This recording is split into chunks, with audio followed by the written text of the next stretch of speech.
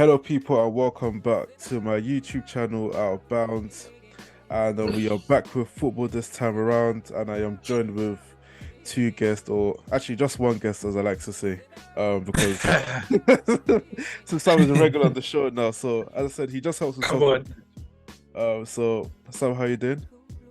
I'm good, bro. I'm good, man. Like you said, I'm part of the furniture now, innit? So I can't complain, man. What are you Yeah, saying though, bro? You good? I'm calm, man. He just moved in, pays no rent, but he loves to have you. Living rent free. Yeah. And also joined by our special guest today, Adrian. How you doing? I'm good, man. Thanks for rolling out the red carpet. I appreciate No, appreciate it. no, it's good to have you here.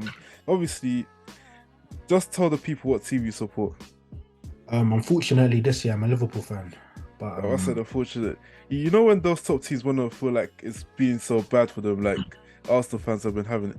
But it's just crazy. I just deeped. You see how United fans get a lot of stick for being United fans, but they live in London. How come Yeah. Liverpool fans never get the same treatment? honestly, I think it's because we were unsuccessful. So I thought, obviously, United, like going back to school times, yeah, Fergie was running rampant in the 90s and the noughties, even in the early 10s. So it's almost like they're glory hunters. Whereas, why would you, in your right mind, pick suffering, which is what us Liverpool fans had to do for a really, really long time. So I think that's probably why we get a bit of less stick in that regard. No, 100%. But as you said before, unfortunately, it's been a down year for Liverpool. I mean, especially given the standards you guys have had like over the past like 4 or 5 years, you've been competing with Man City, doing 99 points, 98 points, just to win the same thing as like Arsenal at the end of the season. And I'm sure tough. So you then come back to them this season, whereas in the team has not been playing to the standards that we've not seen them play. How has that been for you as a Liverpool fan? Like, talk us through it. Oh, like it's rather it's annoying if I'm being honest, because as you say, like Liverpool have literally been slugging it with the beast as Man City. Liverpool have got 97 points, 93, 92 points, and then not gone on to not win the league. So yeah, man, it is a bit annoying because it seems like when City do have a bit of an off year or a bit of a year where they're not quite at the heights, Yeah. where we're meant to be seen in terms of capitalizing on that. So yeah, man, obviously the season's been a bit disappointing, but I think it is understandable because you look at some of the parts in our team, namely midfields, and you look at the likes of your Hendersons and your Milners, and now unfortunately even your Fabinhos that were once integral to the way that we played. That fall off was crazy. Now they seem to be our worst parts. So yeah, man, it's natural. Obviously, cycles die, and you need to re-up. So hopefully, we're aggressive in the summer and we right some of these wrongs. Do you think that's the cycle thing has been the biggest downfall for Liverpool this season? Just simply because if you hear the way Klopp was speaking at the beginning of the season, talk about we're not making any more signings, this and that, and I actually believed coming into this season Liverpool were going to win the league, just because I did think the signing of Haaland will change the way City play a bit, and I think the adjustment period, whereas in Liverpool have that bit of continuity, but then. Don't get me wrong, I have been enjoying the demise of Liverpool, but at the same time, it's not what I expected. Do you think so? Not recycling the players has been the biggest issue with Liverpool this season, or has it been something else? I mean, 100%. I think if you look at what made Liverpool successful over the last 4 or 5 years, it's the fact that Liverpool, they ran longer than you, they ran harder than you, and they ran per 90 more times than you. And if you look at across those three metrics, I think we're down the table quite a bit. So yeah, I think as I sort of said, we had like for me, like I don't think players like Henderson got the credit that they deserve, because I think at his heights he was Yeah. really, really important to the way that we played. I think at the time it didn't look like that big of a loss, but I think Wijnaldum was good for two things. One, he was always available and always present, and two, he Yeah. put in the hard yards as well. So I think what like I'm sure you're surprised. I was quite surprised by this demise. But then when you look at it and you hold on in it and you're like, well, hang on a minute, Liverpool don't actually have any midfielders between the ages of like 22 to 29 that you can put your hat on and back in the battle. So it makes sense, and I think going back to that point you made about Jurgen Klopp, me personally, I don't think Jurgen Klopp is happy with the cards he's been dealt, but I think he's just trying to play the card game, because we went in, we bid 60 million quid for Tchouaméni. He goes to Real Madrid, but then yet still we don't get a midfielder. So for me, I think it's quite clear that that's the area that was identified, and it's one of two things: either Klopp thought, this midfield he can deal with it now, and then he can go and get a bigger target in the summer, or the rug has been pulled out from under him and he's keeping storm. So what side of the fence do you want to sit on? I don't know, but I think it's one of those two things. So would you agree that you think that's been the biggest issue with Liverpool? Do you think there is also more to it? I think when it comes to creating like championship cycles, you always have to refresh your team. We've seen it with Fergie, we've seen it with Arsene Wenger, and we've seen it with Pep. And even to a certain extent this season, we've seen it with City as well, that some of the players have been there for a while. They're getting stagnant, a bit stale. They've, been in a title race for the last how many years?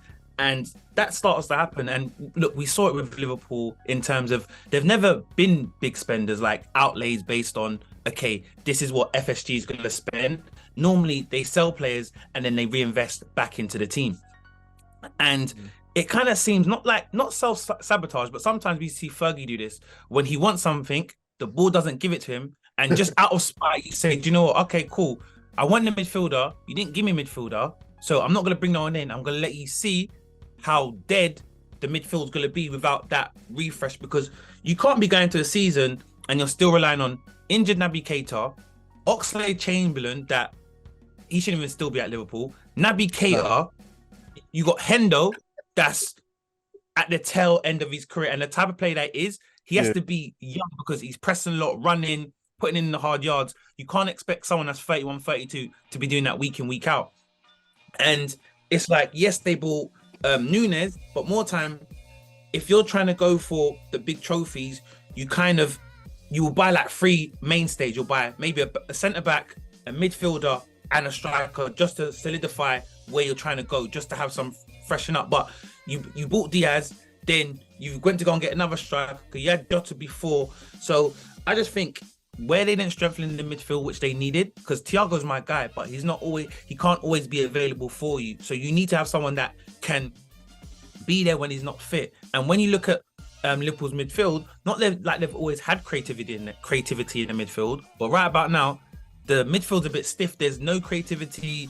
It's just the same rigid type of play, and that's kind of been their downfall. And you got to remember, especially, and you got to realize, especially in football, your key positions are your centre back, your midfield, and your focal point up front. And right about now, they've got the centre backs, they've got the up front, but in the middle, they're missing out on having, the right guys, the cogs, the Kevin De Bruynes, the Bernardo Silvas, the Gundowans. Do you know what I mean? They haven't got that at the moment. That's where they're kind of suffering and struggling right about now.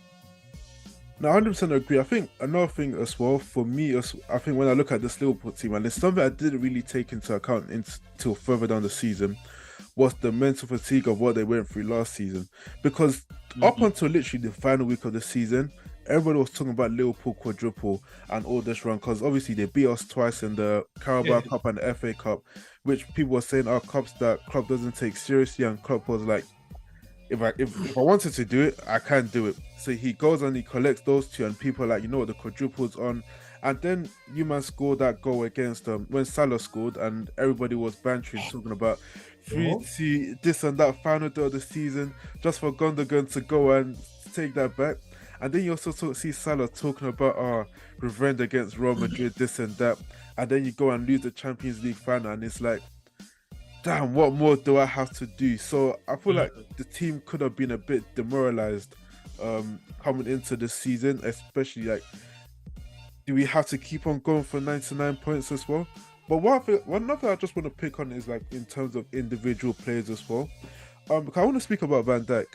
Now, Van Dijk is world class. I mean, he finished top 3 in the Ballon d'Or and all that kind of stuff.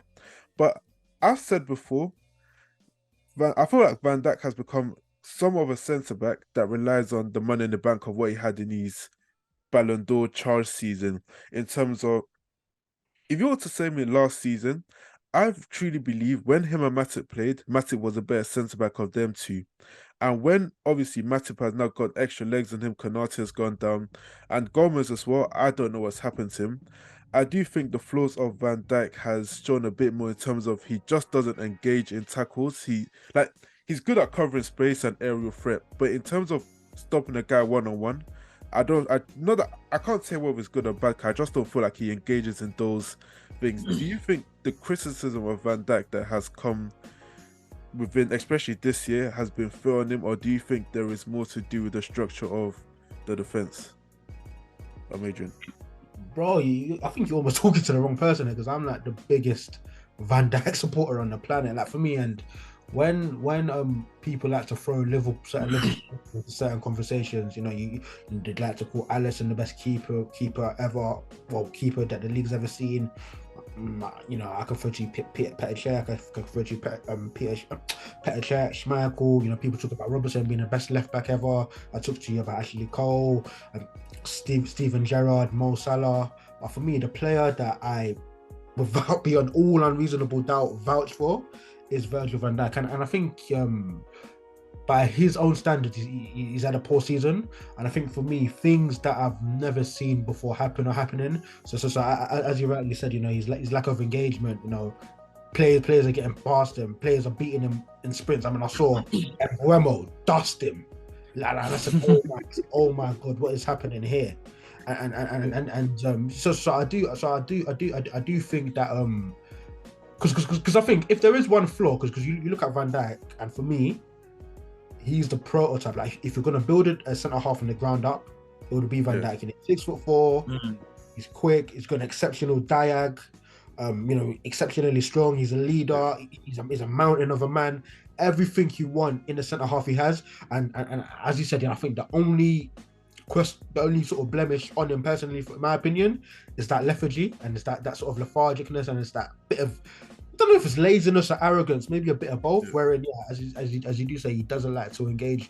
But I think in some senses, I think he's got credit in the bank, and I think the reason why he doesn't want to engage, he doesn't need to engage, is because players are simply afraid to go past him. I think there was a period of time for like a season and a bit, nobody in football sort of dribbled past him, and I think a reason as to why he's maybe had a bit of a bad season this year is to do with the point that you made about Liverpool coming so close, yet being so far. Because he actually had an interview where he said after the Brentford game, his body broke down on him. Like, for the first time in his Liverpool career, he said, look, like, I played 65 games last year. I just couldn't do it anymore. I needed a break. I played 65 games one year. I missed out on the league by a point. I lost in the Champions League final. I play a season. I then have to play a World Cup in November. I just needed a break, and I just needed a rest. And I think, since he has actually come back into the side, I actually think he's been very, very good, and he's showing some of those levels as what he had. So I agree with you. I do think we have sort of seen sort of bad habits come to play. Hopefully, I want to attribute a lot of it to fatigue. And obviously, he done ACL year before last as well. But for me, as I said, what a defender for me. Like, I put him top 3 centre halves to play in the league. And the only two reasons as to why I wouldn't go any further than that is because of the lack of honours, and I suppose doing it consistently over time. Whereas the likes of your Rios and your Terrys and your Tony Adams, whoever you want to throw in there, have really done it a bit longer than he has. But in terms of top level, for me, like, I think he's right up there. Well, I was even going to come to that to ask you if you felt like he actually deserves a seat at the table of all the John Terrys and Rios and all those guys, because as I said before, as you mentioned before, I think people like to do this thing with older players where they like to behave they had no flaws in their games, whereas they talk about the perfect player. Like, if you were to mention something about, like, let's just bring out R9, for example. Actually, not even R9, I'm going to say Henry, for example. People think saying Suarez in the same conversation as Henry is outrageous, but I think it's because of the memory people had of Henry as well. Saying that, Of nostalgia. I just felt like Van Dijk doesn't belong in those conversations just because of, as you mentioned, the honours as well, and the amount of time, because some of these players were doing it from when they were young. I mean, look at when Terry came into Chelsea, when Rio got into United, and all this kind of stuff. So I'm not saying he can't be top 5. I just feel like errors matter, and what those players did in their era, I feel like was more impressive than what Van Dijk did in his era. But just moving up a bit further up the pitch, we talk about Salah, and Sam, I'll start with you on this one, because I think up until recently, people have been saying he's been trash since he came back from AFCON and stuff. And I think at the beginning of the season, and correct me if I'm wrong, I feel like Klopp was trying to use him as a playmaker more than, you know what, he's a goal scorer kind of, you know what I'm saying? Do you think, first of all, it's been fair to say Salah has been trash since AFCON? And secondly, what more do you think he could be doing right now to help Liverpool out of the situation? Well, look, even before AFCON, he wasn't having a great season anyway, or performance-wise and what people expect from Salah and what they've normally seen from him. A lot of people it was a bit underwhelming start to the season. And I've spoke about this on other pods and so forth, and what it is, you got to realize it's a transition period, because when he, was playing last season, even though he was playing on the right-hand side, he was still like the focal point of the attack as a centre striker, in it. So he would start wide, and it's more like the Ronaldo thing where you start right wide, but you drift into the middle. Yeah.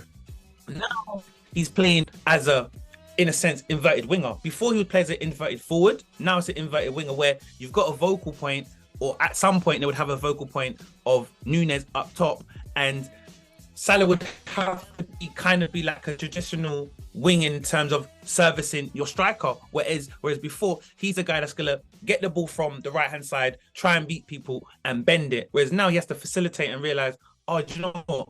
I've got a focal point as my number 9, and I need to supply him. That's why sometimes you would see Núñez, he's gone to the left. You play Jota down the middle, who's going to drop down as a false 9, and the 2 wide guys can kind of come inside and play as 2 strikers as a diamond 4-4-2 per se. So going back to your original question, would I say since AFCON? I would just say for me, just from the expectation that we've had from Salah, it hasn't been a great season. But if you look at the numbers wise, I think they said he's the only player to score 20 goals plus in 5 consecutive Premier League seasons, which is an achievement, even though this is a down year for him, isn't it? So I just think the expectations that we expect from Salah from the last few years, he hasn't lived up to it in terms of the memorable goals, beating players.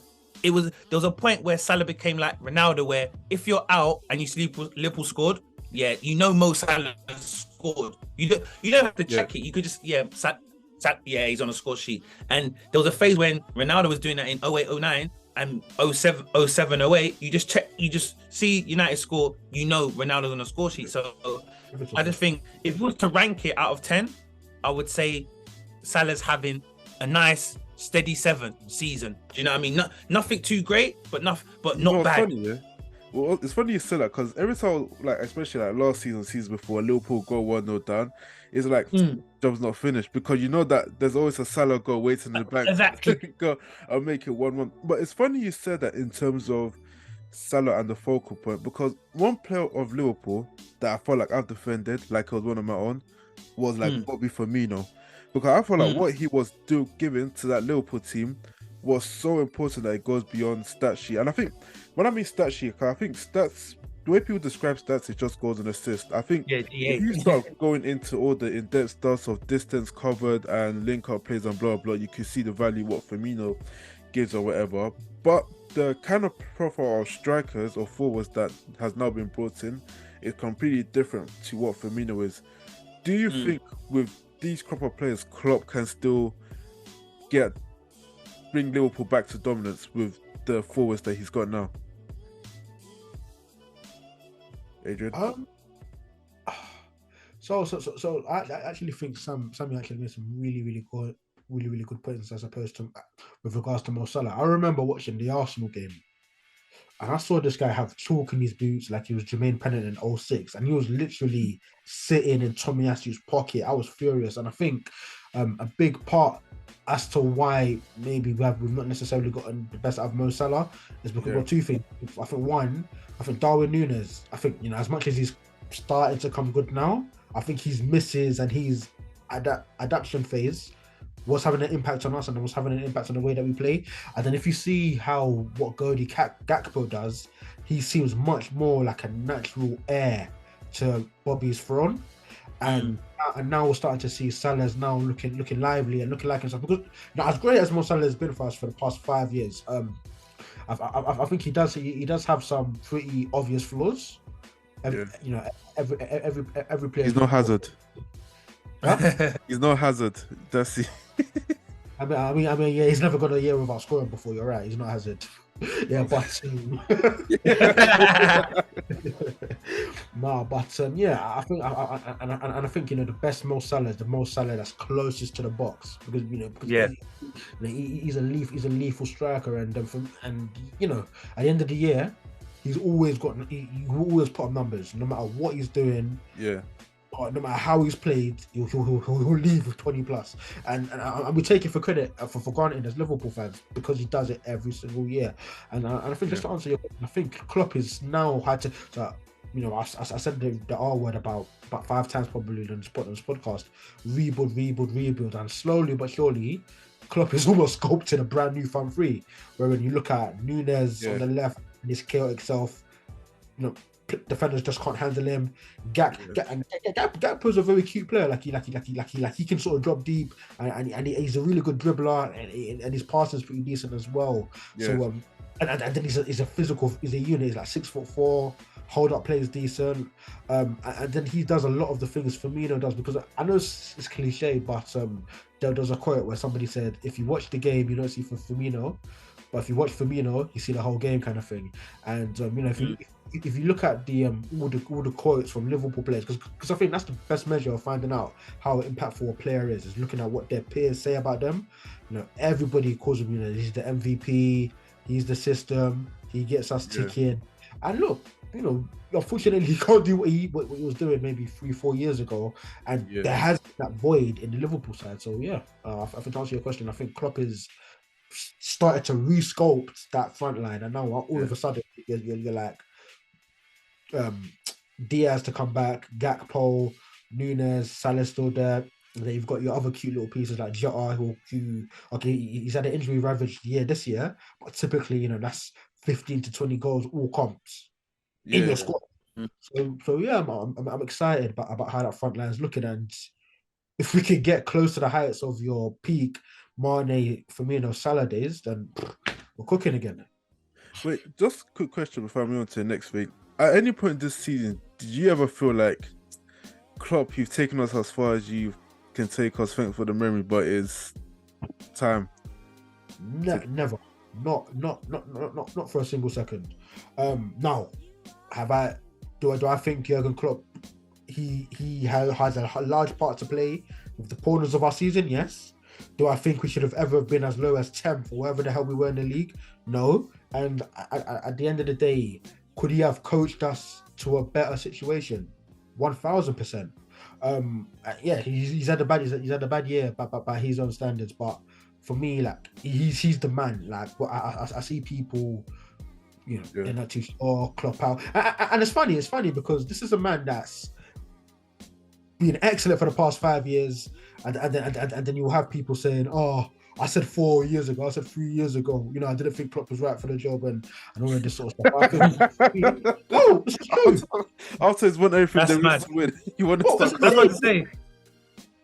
Mad. Because I was saying before, and I think one thing as well, even though I do agree with you, I think half the failure is maybe it's to do with Klopp and stuff, because as you mentioned, not that he should go on Conte's level, but some managers will put more pressure on the board to be like, you know what, this isn't working, get me what, like I've shown, because Klopp's a manager, he can now go to the board and say, you know what, if you give me the players, I can show you what I can do, kind of things. But then when you look at where Liverpool were before Klopp came in, because I think he's also saved, is it FSG?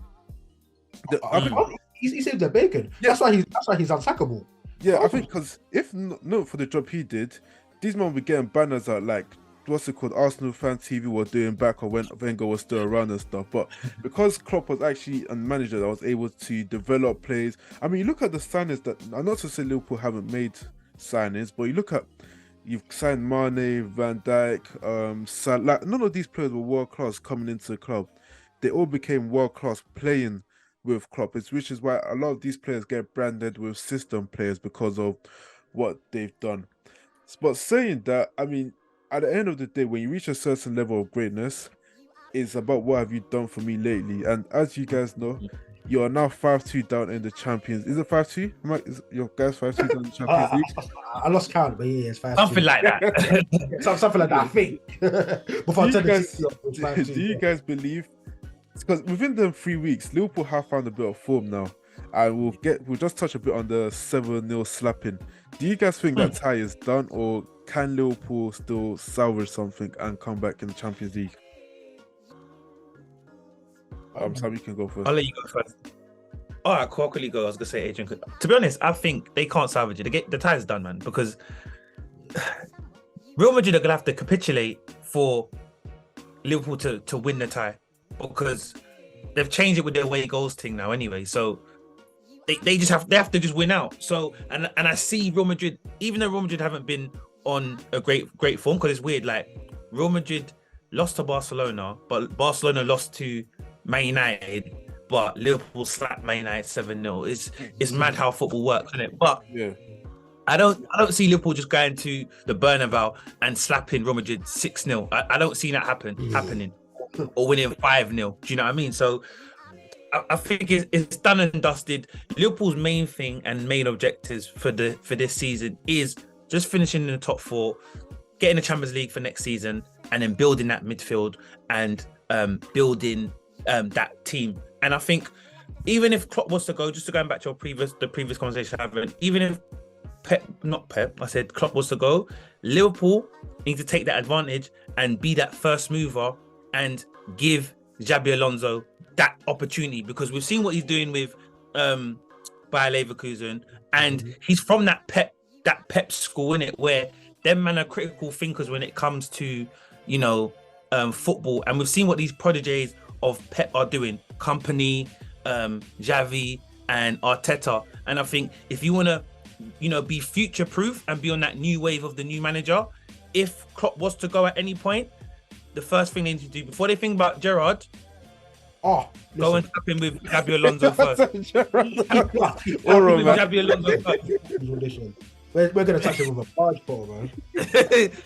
Tap in with Xabi Alonso first and see, because his concept of thinking and how football was, and you realise all those technical DMs that play DMs, they can make great managers, because they're the guys that they saw the pitch, they know how they want their team to play, how to spread the pitch and get your players into position. So I think Xabi Alonso is one of those managers to look for, you know, in the future.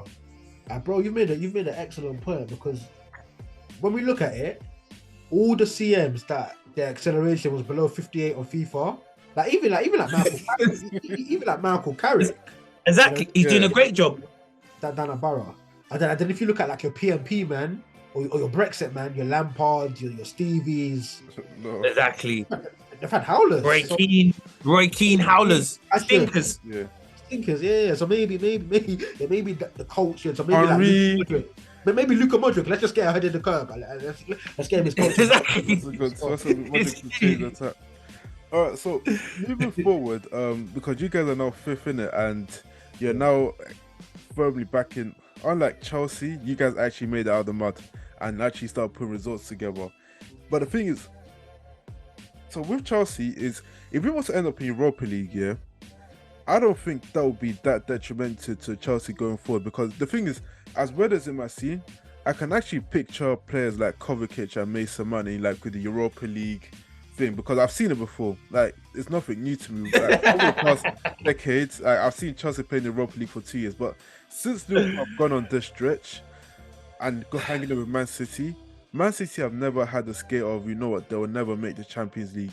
Never. Do you think, how detrimental do you think it would be for players like Van Dijk and Salah starting to play Europa League football after the heights they've been doing?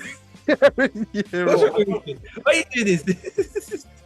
Yeah. I don't ever want to turn my nose up at European football. European football is European football at the end of the day, but it just don't slap the same. You know what I'm saying? So I think for me personally, Europa League is a poison chalice, especially if you want to challenge for the league. So Arsenal, take heed. If I'm an Arsenal fan, I'm canning that Europa League. I'm fielding the under 23s.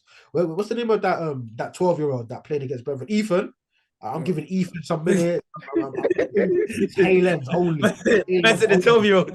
No, it's tail ends only because for me, like I just think that if you look at it historically, like that Thursday to Sunday, I don't know what it is, but teams just can't hack it, especially when you go deeper. Like normally teams that do well in the Europa League, they can the season. I remember Liverpool got to the final. I think we finished 8th one year. I know United didn't have a great year in the league when they went through as well. So I think for me, I think just on the fitness side of things, I think it's bad. And then as you said, Liverpool have got some brands now. Like as you said, we talk about players' perception in the eyes of their peers. I saw Van Dijk in a green tuxedo in Paris at a football award show. Apparently, where like he was sort of voted by fellow players to That's take one part. of the best 11. Yeah, was it the best 11? Was it? So like for me, it's harmful for the brand. And personally, if I'm not in the Champions League, I don't want nothing to do with Europe. Period. 100%. Because I hear it. Europa League. Unlike some here, we actually know what it means to win the Champions League, innit? So it's just It's coming. It's loaded. It's loading. I see. I've got a Winners' Cup in 1970. I'm loading. It's loading. Don't worry, man. Don't worry. It's loading, The man. Champions of Europe, you'll never sing that. Kind of. Okay. Do no more. We're coming for it, man. We're coming.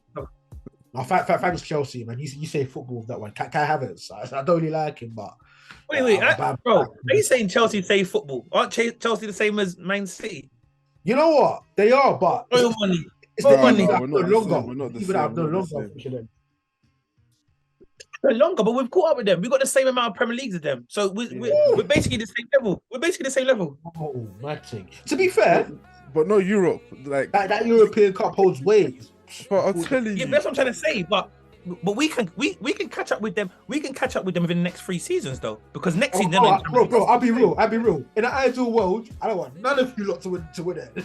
I trust they'll go for 3 this season. But by 18 months, we could have the same amount of Champions Leagues as Chelsea. Deep it. I promise you that won't happen. But I'm just saying though. I'm just saying because or they're gonna have 4 more than you. no, but the thing no, because remember, Chelsea are gonna go a season without Champions League. Yeah, they are. Yeah, they are. So if we hypothetically, if we were to win it this year, that's one. We're gonna have 1 star on the badge. One Then down. you men are playing. You men are not playing Champions League. We're gonna play round 2 of the EFL Cup. That's calm. And then we go and win another Champions League. So that's 2-2. Do you know what? It's not that deep.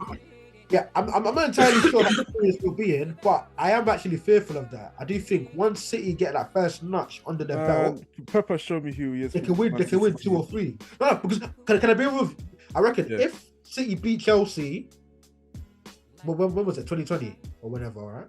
21.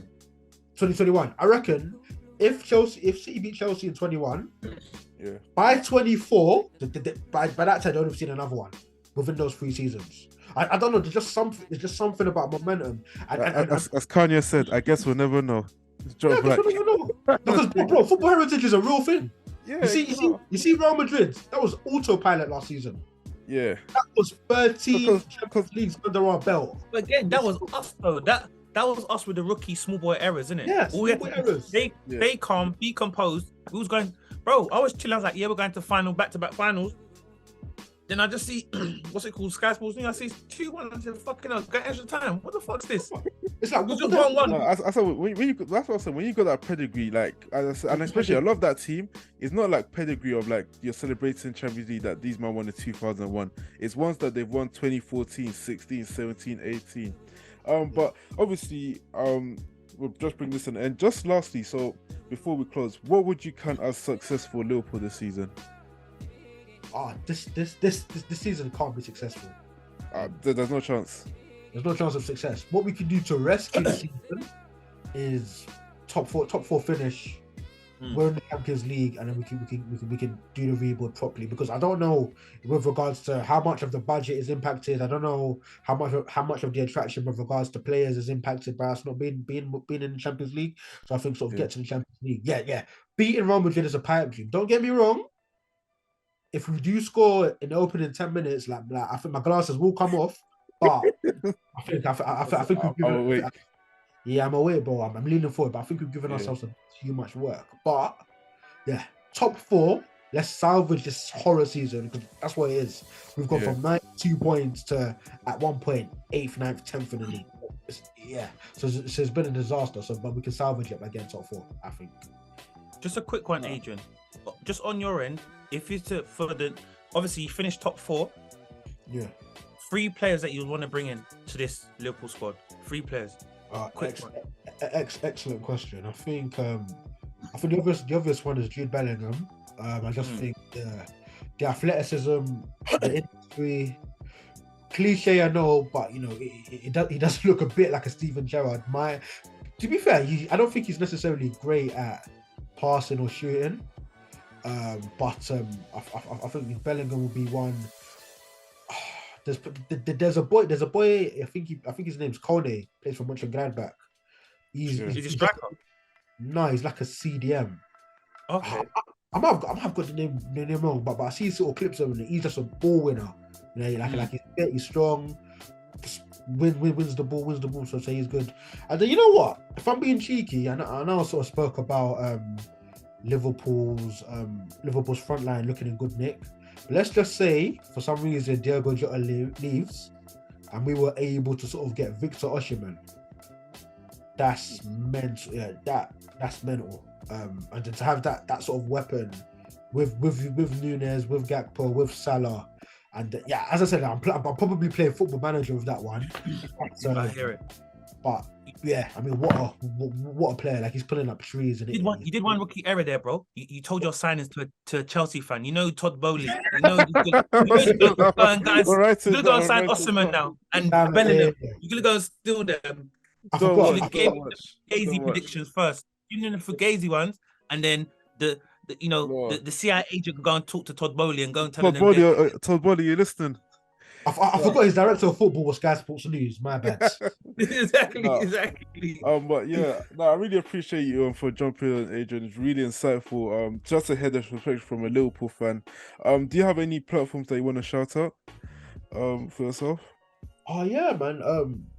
Yeah. If you want to catch me on Twitter, it's at AD. So it's AIDDY LFC. But even more importantly than that, I actually do a football podcast. Either of you, to be fair, you're more than welcome to sort of come on at some point. It's called Top 4 Podcast. So that's TOP, the number 4, POD. Well, then podcast, the word podcast. And we literally sort of chop it up every Monday. Obviously this week was a special episode. Sort of coming off the high of goals. 7 up. Yeah, literally, man. And also, a bit like 7 up, you know what I mean? And just follow me on all my social media platforms: TikTok, Twitter, Instagram, and YouTube at outbounds_UK. Adrian, would love to have you back sometime. And Sam, as I said, you can sleep over for another day. So I got my coat, man. I got my coat ready. Thank you for tuning in. Until next time. Thank you. Man, peace, man. What's up, man?